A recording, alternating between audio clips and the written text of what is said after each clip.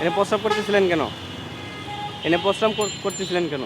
বাংলাদেশের অন্যতম শ্রেষ্ঠ বিদ্যাপীঠ ঢাকা বিশ্ববিদ্যালয়ের একটি ফুটপাত এটি। এখানে মানুষের প্রস্রাবের প্রকট দুর্গন্ধ এবং পিছনে যে যাত্রী ছাউনিটিতে বেশিরভাগ সময়ই ছিন্নমূল মানুষেরা অবস্থান করেন।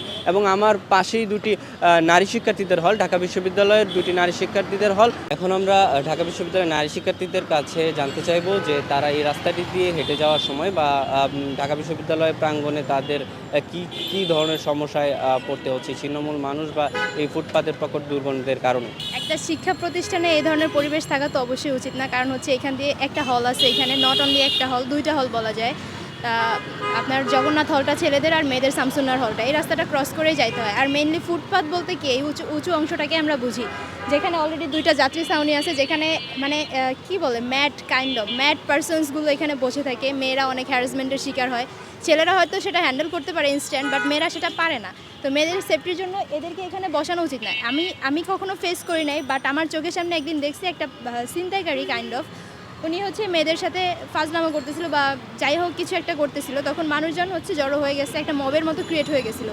এখন এখান থেকে মেয়েদের সেফটি এনশিওর করতে হবে। প্লাস হচ্ছে এই রাস্তাটা এত নোংরা, এবং এখানে মেয়েরা তো আর নিশ্চয়ই আসবে না যে মলত্যাগ করার জন্য, নিশ্চয়ই পুরুষরা আসে যারা রিক্সা চালক, ওরা এখানে রিক্সা থামায়, এখানে মানে ওদের ইচ্ছা মতো। ইভেন আমার নিজের চোখের সামনে দেখা কয়েকবার এরকম ঘটনা ঘটছে। আমি তো একা চাইলে ওদেরকে কিছু বলতে পারবো না, কারণ এখন রিক্সাওয়ালারা আমাদের জন্য সেফ না। নিজের সেফটির জন্য মেয়েরা একা কোনো কিছু বলতে পারে না। সেক্ষেত্রে আমি চাই এখানে প্রশাসনের হস্তক্ষেপ থাকুক এবং স্টুডেন্টরা মিলে সবাই মিলে যেন রিফর্ম করা হয়। আমরা দেখা যায় যে যখন চলাফেরা করি, টিউশন হোক বা যে কোনো পারপাস হোক, আমরা যখন চলাফেরা করি তখন খুবই সমস্যা হয়। যে দেখা গেল আমি একা বের হলে এই যে ছিন্নমূল মানুষগুলো তাদের যে যেভাবে তারা থাকে, যেভাবে তাদের মুভমেন্ট, এটা আমাদেরকে মানে খুবই ইরিটেটিং, মুভমেন্টগুলো খুবই ইরিটেটিং, এবং এটা অনেকটা আতঙ্কের, অনেক বেশি একটা আতঙ্কের। একটা মেয়ে যখন এভাবে চলাফেরা করে, দুইটা মেয়ে হল এখানে পাশাপাশি, তারপরেও এরা এরকম থাকে। কিছুদিন আগে আবার আমার সাথে একটা অদ্ভুত ঘটনা ঘটেছে। সেটা হচ্ছে একটা এরকম ছিন্নমূল লোক, তার পোশাক আশাক খুবই বাজে, তার মানে গেট আপ খুবই বাজে। সেই লোকটা হাতে একটা লাঠির মতো কিছু একটা ছিল, সে লিটারালি সেটা আমার দিকে তাক করেছে।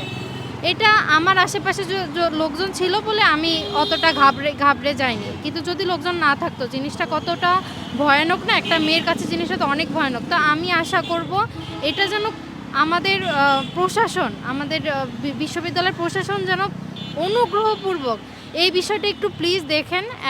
দুইটা মেয়েরা এখানে চলাচল করে, জিনিসটা খুবই বাজে আর এটা অনেক আতঙ্কের। আমরা অত্যন্ত অনুরোধ করব যেন এটা খুব দ্রুত সমাধান করা হয়, খুব দ্রুত। ওদের হচ্ছে নিজ দিয়ে দেওয়া লাগে, কারণ ওরা ওখানে বসে থাকে, অনেক সময় হচ্ছে বাজে মন্তব্য করে বা দেখা যায় বাজেভাবে লুক দেয়। তো এই ব্যাপারটা মানে হচ্ছে অ্যাভয়েড করার জন্য আমরা মেইনলি হচ্ছে নিজ দিয়ে চলাচল করি। কর্তৃপক্ষ মাঝে মাঝে ইনিশিয়েটিভ নিত, পরে দেখা যাইতো যে তারা হয়তো কিছুদিন পর ওটা আর হচ্ছে তারা হচ্ছে কী বলে ওটা সলিউশন দিতে পারতো না আর কি, আর আগের মতোই অবস্থা আমরা দেখতাম। হ্যাঁ, আমি একবার হচ্ছে এখান দিয়ে যাচ্ছিলাম, তখন একটা লোক খুব বাজেভাবে তাকাচ্ছিল আমার দিকে। তো এই ব্যাপারটা আমি এখনও ভুলতে পারি না।